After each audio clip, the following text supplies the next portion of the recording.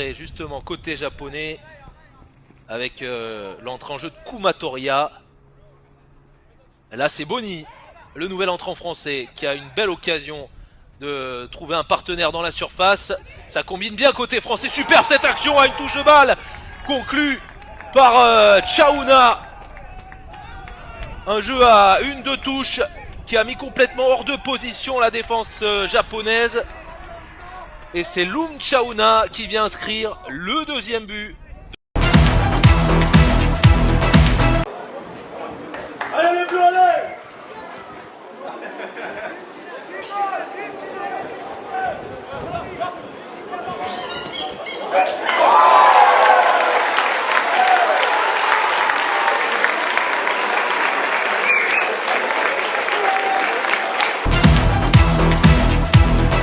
Saïd, c'est bien joué.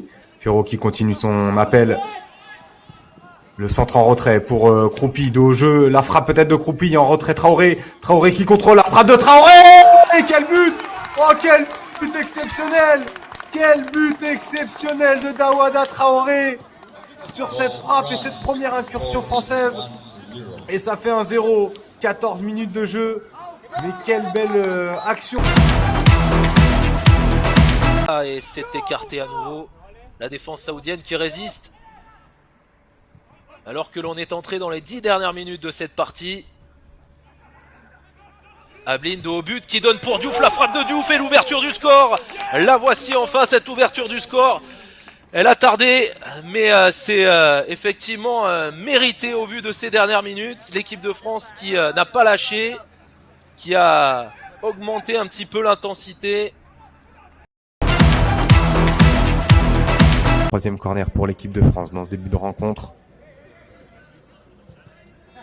C'est tiré, ça va être un petit peu long. Non, c'est pour Eli Kroupi. La reprise! Oh, qu'elle est belle!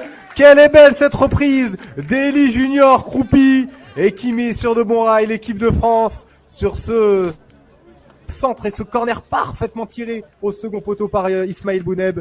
Et ça fait 1-0.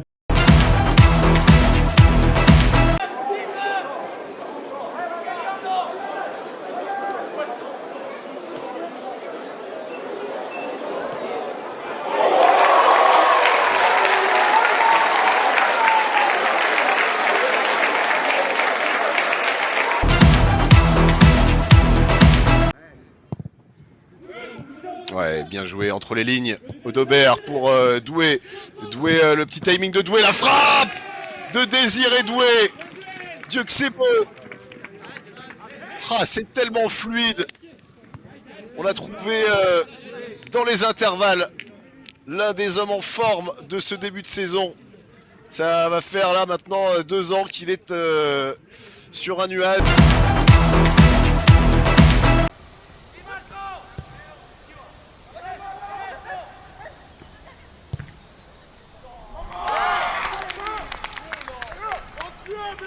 Excellent!